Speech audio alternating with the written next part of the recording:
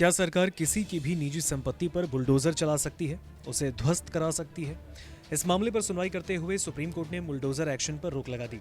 1 अक्टूबर को होने वाली अगली सुनवाई तक ये रोक बरकरार रहेगी, यानी बिना सुप्रीम कोर्ट की अनुमति के बुलडोजर से घर नहीं गिराए जा सकेंगे। कोर्ट का कहना है कि देश में अधिकारियों द्वारा मकानों को तोड़फोड़ करने की धमकियों को अदालत नजरअंदाज नहीं कर सकती। किसी अपराधी का घर सिर्फ इस आधार पर नहीं गिरा सकते कि वो एक अपराधी है। सुप्रीम कोर्ट से पहले भी ऐसे मामले चर्चा में रहे, जब सरकार के बुलडोजर एक्शन के बाद पीड़ितों ने प्रशासन पर अवैध और गैर कानूनी कार्रवाई के आरोप लगाए। सबसे ज्यादा मामले उत्तर प्रदेश से चर्चा में रहे। ऐसे में सवाल है कि क्या सरकार कभी भी निजी निर्माण को गिरा सकती है? क्या कहता है कानून और पीड़ित के पास क्या अधिकार है?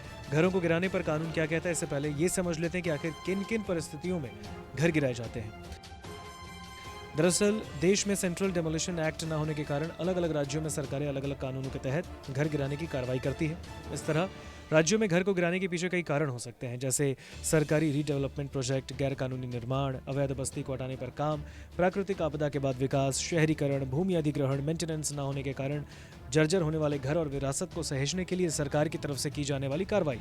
अब बताते हैं आपको घर गिराने पर कानून क्या कहता है। ऐसी कार्रवाई के लिए अलग अलग राज्यों में अलग अलग नियमों को लागू किया जाता है। ऐसे मामले सबसे ज्यादा उत्तर प्रदेश से चर्चा में आए, इसलिए चलिए आपको यहाँ का नियम बताते हैं। यूपी में ऐसे मामलों में urban planning and development act 1973 के तहत कार्रवाई की जाती है। मकान को पूरा ढहाया जाना है या कुछ ऐसा तोड़ा जाएगा, या फिर जिसका घर तोड़ा जा रहा है वो क्या कर सकता है, इसकी पूरी जानकारी इस कानून में मिलती है। यूपी के urban planning and development act 1973 की धारा 27 कहती है कि ऐसी कार्रवाई तब की जाएगी जब घर या विकास कार्यों के मास्टर प्लान में नियमों का उल्लंघन किया गया हो, जरूरी मंजूरी न ली गई हो, मास्टर प्लान का उल्लंघन किया गया हो या फिर नियम विरुद्ध निर्माण किया जा रहा हो।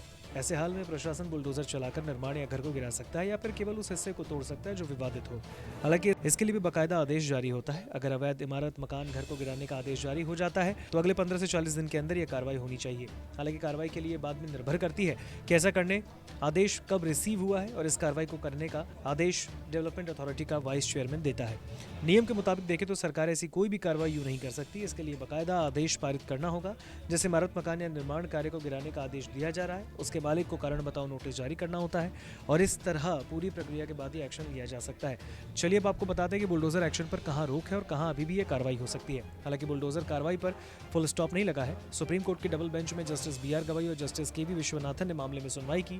बेंच ने साफ किया है कि आदेश सिर्फ आरोपियों की निजी संपत्ति पर एक्शन लिए जाने के खिलाफ है, यानी कोई मामला ऐसा है जो सरकारी जमीन पर कब्जा करने से जुड़ा है और निर्माण अवैध है, सरकारी नोटिस के बाद भी सार्वजनिक जगह खाली नहीं की जा रही, तो सरकार उस पर एक्शन ले सकती है। सुप्रीम कोर्ट के मुताबिक सड़क, रेलवे लाइन, फुटपाथ और जल स्रोत पर बने अनाधिकृत ढांचा ढहाने पर आदेश लागू नहीं होगा, यानी ऐसी जगहों पर सरकार बुलडोजर से कार्रवाई कर सकती है और अवैध ढांचे गिरा सकती है। इस पर कोर्ट की रोक नहीं रहेगी, बशर्ते वो सार्वजनिक या सरकारी संपत्तियों को प्रभावित करते हो। सुप्रीम कोर्ट ने अंत में कहा कि हम अवैध निर्माण के बीच में नहीं आएंगे।